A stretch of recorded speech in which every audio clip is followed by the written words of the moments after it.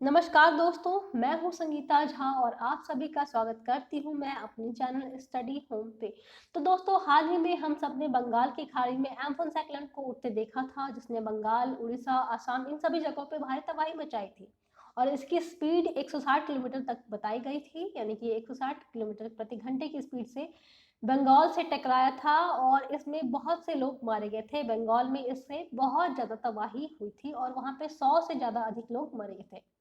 अब एक नया तूफान हमारे भारत की तरफ आ रहा है और ये साइक्लोन जो है ये महाराष्ट्र के पास अरेबियन सी में बन के आ रहा है, यानी कि अरब सागर में एक ट्रॉपिकल साइकिल बन रही है, एक ट्रॉपिकल साइक्लोन बन रहा है और इसका नाम निसर्ग दिया गया है। और ये नाम दिया है किसने? बांग्लादेश ने इसका नाम निसर्ग दिया है। ये जो साइक्लोन है ये पश्चिमी भारत के, यानी कि भारत के पश्चिमी क्षेत्र, आप देख रहे हैं डायग्राम में, ये भारत के पश्चिमी क्षेत्र अरब सागर में उत्पन्न हुआ है और ये सबसे ज्यादा इफेक्ट करेगा महाराष्ट्र और गुजरात को। लेकिन महाराष्ट्र पे जो असर है ये, अगर आप गुजरात में इसका असर 50% पड़ेगा तो आप बोल सकते हो कि महाराष्ट्र में इसका जो इफेक्ट है वो 100% पड़ेगा, यानी कि महाराष्ट्र में इसका जो इफेक्ट है वो सबसे ज्यादा पड़ने वाला है। और इसके बाद ये जाएगा हमारे मध्य प्रदेश के क्षेत्र में, लेकिन वहां पे कुछ ज्यादा इफेक्ट नहीं डाल पाएगा।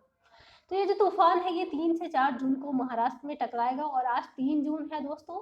तो ये जो साइक्लोन है ये 30 सालों में पहली बार जून के महीने में उठ के आया है।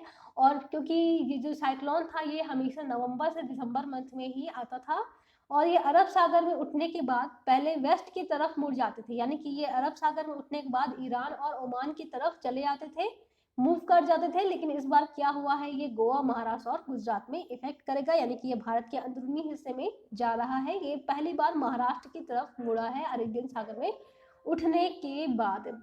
हालांकि उत्तर भारत का जो क्षेत्र है वो पूरी तरीके से सुरक्षित है और आईएमडी का कहना है कि ये 60 से 120 किलोमीटर प्रति घंटे की स्पीड से हमारी तरफ चल के आ रहा है। इसका एक रीजन ग्लोबल वार्मिंग को भी बताया गया है कि ग्लोबल वार्मिंग की वजह से इस बार जो तूफान है, चक्रवात है, ये कुछ ज्यादा ही आएंगे और हर जगह एनडीआरएफ की टीम्स जो है वो तैनात कर दी गई हैं। कोस्टल एरियाज में 1 लाख से ज्यादा लोगों को भी हटा दिया गया है, उनको सुरक्षित स्थानों पर पहुंचा दी गई है। और बात करते हैं हम गवर्नमेंट ऑफ इंडिया की, तो उन्होंने मछुआरों को भी वापस बुला लिया है समुद्र से, अरेबियन सागर से। अगर वो गए हुए हैं तो उनको 3 जून से पहले ही वापस आने के लिए बोल दिया गया था ताकि वो सुरक्षित बच सके। हालांकि तूफान जो है वो अब कमजोर पड़ गया है और इसकी स्पीड 65 से 75 किलोमीटर प्रति घंटे की स्पीड हो गई है और पुणे जो है ये इसका एक सेंटर बना हुआ है, यानी कि सबसे ज्यादा जो तूफान जो है ये इसका इफेक्ट पुणे में पड़ा है, जो कि महाराष्ट्र में है।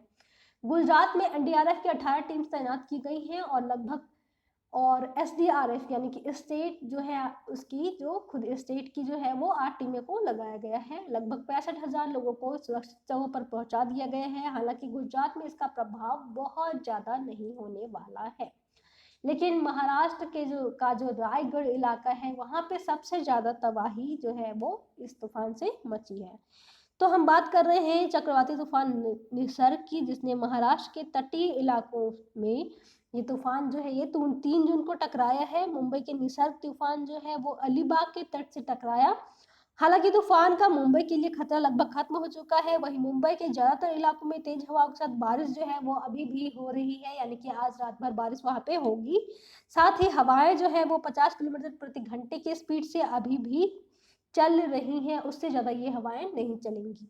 और एनडीआरएफ की करीब 43 टीमें जो है वो तैनात की गई हैं। इसमें एनडीआरएफ के महानिदेशक एसएन प्रधान के अनुसार दोनों राज्यों में एनडीआरएफ की करीब 43 टीमें तैनात की गई हैं। चक्रवात के रास्ते से करीब 1 लाख लोगों को रेस्क्यू किया गया है, 1 लाख लोगों को सुरक्षित बाहर निकाल लिया गया है, उनको एक अच्छी जगह पे रख दिया गया है। हम एक साथ 2 खतरों से निपट रहे हैं, यानी कि महाराष्ट्र में अभी कोविड-19 का खतरा तो है ही, साथ में आपका निसर्ग चक्रवात का भी खतरा वहां पे मंडरा रहा है और वहां पे बारिश होने की संभावना भी बताई गई है। समाचार एजेंसी एएनआई के अनुसार मौसम विभाग ने महाराष्ट्र के पालघर, पुणे, ठाणे, मुंबई, रायगढ़, धुले और नंदुरबार और नासिक में भारी बारिश होने की संभावना बताया है। विभाग ने मछुआरों को अगले 48 घंटों तक, यानी कि 2 दिन के दौरान दक्षिण पूर्व अरब सागर, लक्षद्वीप क्षेत्र और केरल तट के आसपास नहीं जाने के लिए कहा है। आप देख सकते हैं मछुआरों की क्या हालत है और तूफान कितनी तेजी से वहां पे आया था।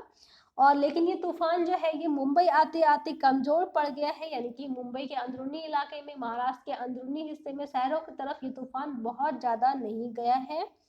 और लेकिन बारिश जो है ये अगले 24 घंटे तक होने की संभावना बताई गई है। और स्पीड जो है ये हवा की 50 किलोमीटर प्रति घंटे से इसकी स्पीड जो है वो ज़्यादा नहीं होगी।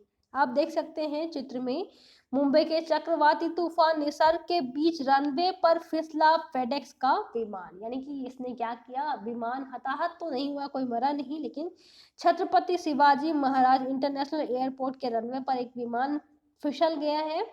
फेडेक्स नाम था इसका और ये मालवाहक विमान था। ये क्या हुआ है, ये रनवे पर फिसल गया निसर्ग तूफान की वजह से। तो ये तूफान इतना ज्यादा भयंकर था, आप समझ सकते हो। हालांकि ये एम्फन तूफान की तरह जो कि बंगाल की खाड़ी में उठा था उतने ज्यादा शक्तिशाली नहीं था। अब बंगाल में ये बहुत ज्यादा नुकसान करके गया है कुछ ही दिनों पहले।